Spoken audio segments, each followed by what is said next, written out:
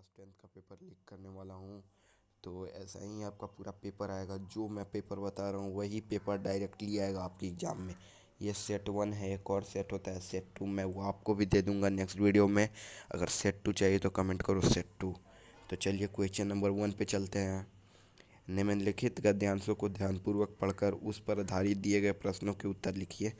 मतलब गद्यांश पढ़कर उत्तर लिखना है, ठीक है। तो गद्यांश पढ़कर उत्तर लिखना है। शिक्षकों को अपने यहाँ बहुत से विशेषणों से संबोधित किया जा रहा है।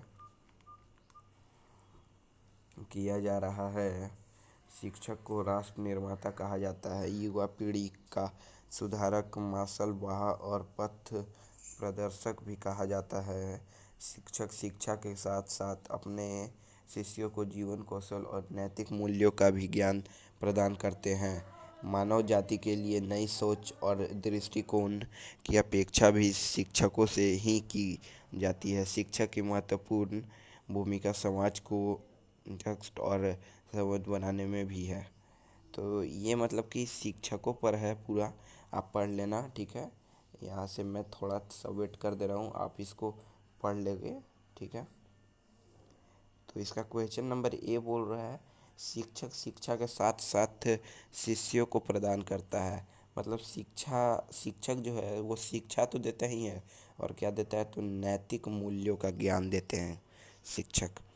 गुरु को ब्रह्मा क्यों कहा गया है? समाज के भविष्य निर्माताओं को तैयार करने की भूमिका के कारण, ठीक है। क्वेश्चन नंबर 3 में चलते हैं अब।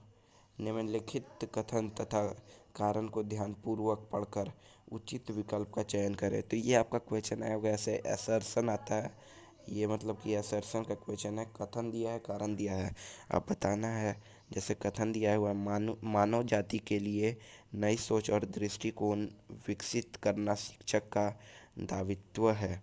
कारण दिया हुआ है, हमारी ज्ञान परंपरा और ग्रंथों में गुरु को महान बताया गया है।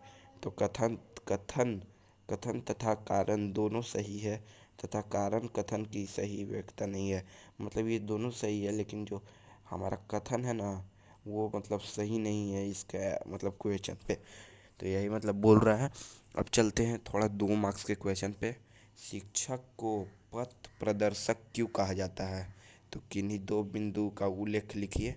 और ये एक और आ चुका है, कबीर दास जी ने गुरु की तुलना तुम्हारे से क्यों की है, कुम्हार से क्यों की है? किन्हीं 2 कारण को स्पष्ट करें। मतलब कि आपका हिंदी का पेपर में ये लिख के ले लो कि गद्यांश आएगा, बस गद्यांश लिखने सीख लेना। गद्यांश तो इजी रहता है, आप लोग कर लोगे। गद्यांश मतलब पूरा आएगा, पूरा गद्यांश छपेगा आपके क्वेश्चन पेपर में, आएगा तो आएगा। बता दे रहा हूँ मैं, 2 3 4 5 मार्क्स का गद्यांश आएगा आपका, और 7 मार्क्स का काव्यांश आएगा। जैसे निम्नलिखित काव्यांश को ध्यानपूर्वक पढ़कर उस पर आधारित पूछे गए प्रश्न के उत्तर दें। जैसे कि यहाँ पर दिया हुआ है, इसको आप लोग पढ़ लीजिएगा। मैं थोड़ा सा स्टॉप कर देता हूँ, यहाँ पे भी कर देता हूँ। तो अब क्वेश्चन नंबर 1 में बोल रहा है, कवि पूर्व निर्मित मार्ग का अनुसरण क्यों नहीं करना चाहता है? तो कवि आत्मविश्वासी है और अपना मार्ग स्वयं बनाना चाहता है। इसका आंसर ये हो जाएगा। 5 मार्क्स का मतलब वो पैसेज, और ये दोनों आपको दिखना ज़रूरी है। गद्यांश और काव्यांश आएगा आपके एग्जाम में, पढ़ कर जाना। किस तरह के लोग दूसरों के सहारे जीवन जीते हैं? तो किस तरह के लोग जो हैं, मतलब कि दूसरों के सहारे जीवन जीते हैं, तो जो आज्ञाकारी प्रवृत्ति के होते हैं, जो अक्षम और निराश होते हैं, जिनके सपने बहुत बड़े होते हैं, जो जल्दी सफल होना चाहते हैं। तो इसका ऑप्शन नंबर बी हो जाएगा। अब चलते हैं क्वेश्चन नंबर 3 में। बादलों की तुलना किससे की गई है? तो बादलों की तुलना किससे की गई है? तो हम जानते हैं बादलों की तुलना तीव्र गति से नृत्य करती नर्तक मंडली से की गई है। अब यहाँ पर थोड़ा क्वेश्चन आंसर है, हमें तो जो हमारी यात्रा से बने ऐसी पंथ प्यारे हैं का से आशय स्पष्ट करना है। तो ये आप लोग कर लीजिएगा, ये इजी है। प्रकृति के विविध घटक कवि को क्या प्रेरणा देते हैं? किन्हीं दो बिंदु का उल्लेख लिखें। तो ये भी आप लिख लीजिएगा, ये भी इजी है। अब खंड खा में चलते हैं। खंड खा आपका 16 मार्क्स का रहेगा। यही पूरा पैटर्न आने वाला है आपका एग्जाम में। और आपको मतलब कि ये मतलब 12 मार्क्स फाइनल है। अगर पैसेज और कावांश देख लेते हैं तो आपका 12 मार्क्स पूरा आ जाएगा एग्जाम में।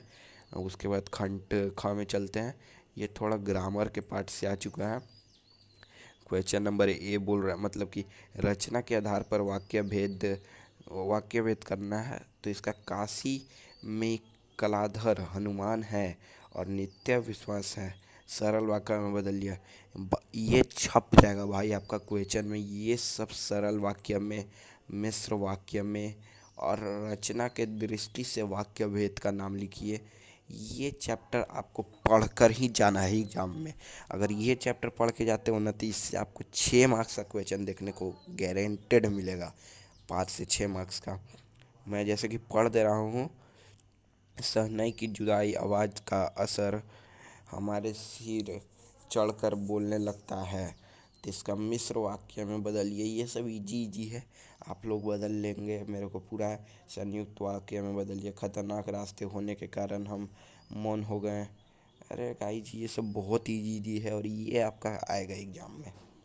निर्देश अनुसार वाच्य पर आधारित 5 प्रश्नों से किन्हीं 4 प्रश्नों के उत्तर लिखिए। तो इसमें आपको उत्तर लिखना है। मुझसे हंसा नहीं जाता। वाच्य पहचान कर भेद का नाम लिखिए। भेद का नाम लिखना है। उनके द्वारा मुझे सच्चाई का एहसास कराया गया। कृत्य वाच्य में बदलिए। मतलब कि ये सब किस वाच्यों में क्रिया सदैव सकर्मक होती है। तो ये सब मतलब कि यही सब क्वेश्चन आएगा आपका। बहुत इजी पेपर आने वाला है। उसके बाद क्वेश्चन नंबर 5 में चलते हैं। निर्देशानुसार पद परिचय पर आधारित 5 प्रश्नों में से किन्हीं 4 प्रश्नों के रेखांकित पदों का पद परिचय कीजिए। तो ये भी मतलब कि चारों पांचों आप लोग क्वेश्चन देख लीजिए। मैं आपको छोड़ दे रहा हूँ, आपको गूगल पर से इसका आंसर खोजिए या फिर कहीं से यही क्वेश्चन आएगा। अगर आप इतना कर लेते हो ना, मतलब कि क्या बोलूँ, आप मतलब टॉप कर दोगे, टॉप। क्वेश्चन नंबर 6 में चलते हैं। इसमें भी जैसे दिखाया हुआ है, अलंकार पर आधारित 5 प्रश्नों में से मतलब अलंकार भी आपका आएगा। अलंकार तो इजी होता है मेरे ख्याल से। जैसे अंक अंग आ गया, 2 बार आ गया। या फिर यहाँ दीपा सिकी से दिया हुआ है, यहाँ पर दिया हुआ है पेड़ पौधे पानी और पहाड़। तो ये जैसे कि अनुप्रास हो जाएगा। प की आवृत्ति आया हुआ है। तो ये सब इजी इजी क्वेश्चन है, आप लोग कर लीजिएगा। थोड़ा चलते हैं यहाँ पर क्वेश्चन नंबर 7 में। गद्यांश से फिर देखिए, गद्यांश बार बार आ रहा है। मैं बोल रहा हूँ गद्यांश पढ़ कर जाना। जैसे कि फिर गद्यांश पढ़ लेना है। यहाँ पर मैं स्टॉप कर देता हूँ, आप लोग पढ़ लोगे थोड़ा। और यहाँ पर लिखना है, हालदार साहब किस बात पर आश्चर्यचकित रह गए कैप्टन की शारीरिक अवस्था को देखकर। ठीक है। दिव्यांग होते हुए भी कैप्टन द्वारा फेरी लगाकर अपना गुजर बसर करना करना दर्शाता है कि वह डैश था, सक्षम। सक्षम हो जाएगा। पावन पावना वाला किस मजाक उड़ा रहा था। तो चश्मे वाले का मजाक उड़ा रहा था वो। हालदार साहब जीप में बैठकर क्यों चले गए। तो पान वाला कैप्टन के विषय में और अधिक बात करने को तैयार नहीं था। विकल्प डी मतलब ए नंबर सही है। ठीक है। अब यही फिर असर्शन आ चुका है, आप लोग देख लो। असर्शन इजी होता है, कुछ कुछ लोगों को हार्ड लगता है। ये आपका क्वेश्चन आंसर भी आएगा थोड़ा लिटरेचर पार्ट से, कहानी वाले से।